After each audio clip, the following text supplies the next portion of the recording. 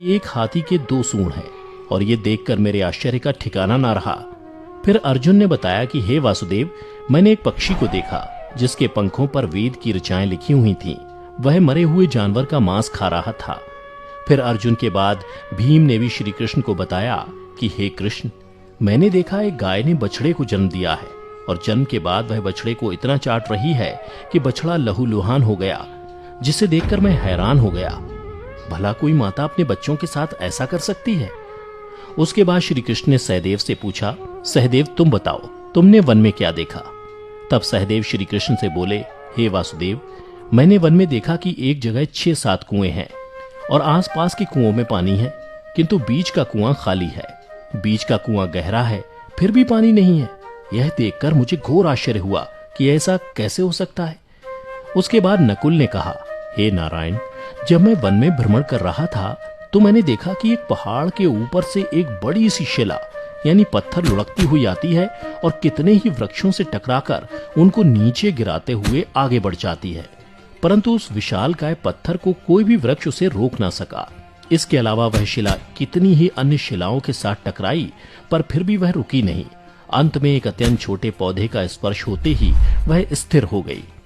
फिर युधिष्ठिर श्री कृष्ण से बोले, हे वासुदेव, हम पांचों भाइयों ने जो कुछ भी वन में देखा वो आपको बता दिया, कृपया कर इसका अर्थ बताइए।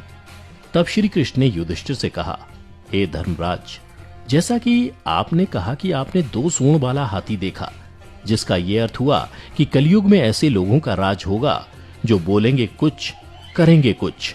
कलयुग के शासक अपनी प्रजा की सभी तरह से शोषण करेंगे। उनके मन में कुछ और होगा और दिखावे के लिए कुछ और करेंगे। अर्थात कलयुग में शासकों के लिए आम लोगों का कोई महत्व नहीं होगा, वो बस राज करने के लिए शासक होंगे। फिर श्री कृष्ण अर्जुन से बोले, हे धनंजय, जैसा कि तुमने देखा कि एक पक्षी के पंख पर वेद की ऋचाएं लिखी हुई थीं, लेकिन वह मरे हुए जानवर का मांस खा रहा था, जिसका अर्थ ये हुआ कि कलयुग में ऐसे लोग होंगे जो बड़े ज्ञानी और ध्यानी कहलाएंगे, किंतु उनके आचरण राक्षसी होंगे। कलयुग में लोग पंडित और विद्वान कहलाएंगे, किंतु यह विचार चलता रहेगा कि कोई मरे और उसकी सारी संपत्ति उसके नाम हो जाए। अर्थात कलयुग के मनुष्य धन और संपत्ति के लोभी होंगे, भले ही उनके पास कितना ही ज्ञान क्यों ना हो। इसके अलावा हे अर्जुन, कलयुग में हर जाति धर्म के प्रमुख पद पर बैठे लोग विचार करेंगे कि कब कोई किसी पद से हटे और हम उस पर विराजमान हो जाएं। कलयुग में ऐसे लोगों की संख्या बहुतायत होगी, कोई कोई विरला ही संत पुरुष होगा। अर्जुन के बाद श्री कृष्ण भीम से बोले, हे गदाधर, जैसा कि तुमने देखा कि एक गाय अपने बछड़े को इतना चाटने लगी कि वो बछड़ा लहूलुहान हो गया, अर्थात कलयुग की माता अपनी संतानों पर इतनी ममता बरसाएंगी कि बच्चों को खुद का विकास करने का मौका ही नहीं मिलेगा, जिसके कारण मोह माया में पड़कर वे बर्बाद हो जाएंगे। इसके अलावा किसी का बेटा घर छोड़कर साधु बनेगा तो हजारों व्यक्ति दर्शन करेंगे, किंतु जब मनुष्य का अपना बेटा साधु बनेगा तो रोएंगे कि मेरे बेटे का क्या होगा। इतनी सारी ममता होगी कि उसे मोह माया और परिवार में ही बांध कर रखेंगे और उसका जीवन वहीं खत्म हो जाएगा। अंत में बेचारा अनाथ होकर मरेगा। भीम जब श्री कृष्ण के जवाब से संतुष्ट हो गए, तब भगवान श्री कृष्ण ने सहदेव से कहा, सहदेव, जैसा कि तुमने बताया कि तुमने वन में 5-7 भरे कुओं के बीच एक कुआं एकदम खाली देखा, जिसका अर्थ ये हुआ कि कलयुग में पैसे वाले अर्थात धनी लोग अपने पुत्र पुत्री के विवाह में या फिर आलीशान भवन बनाने में लाखों रुपए खर्च कर देंगे, परंतु उनके पड़ोस में ही यदि कोई भूखा प्यासा मर रहा होगा तो वह उसकी कोई सहायता नहीं करेंगे। भले ही उनका अपना ही सगा भूख से मर जाएगा, लेकिन वो देखते रहेंगे। इसके अलावा कलयुग में मनुष्य मदिरा, मांस, भक्षण, सुंदरता और व्यसन में पैसे उड़ा देंगे, किंतु किसी के 2 आंसू पोंछने में उनकी रुचि ना होगी। हे सहदेव, मेरे कहने का तात्पर्य यह है कि कलयुग में अन्न के भंडार होंगे, लेकिन लोग भूख से मरेंगे। सामने महलों बंगलों में ऐशो आराम चल रहे होंगे, लेकिन पास की झोपड़ी में आदमी भूख से मर जाएगा। एक ही जगह पर असमानता अपने चरम पर होगी।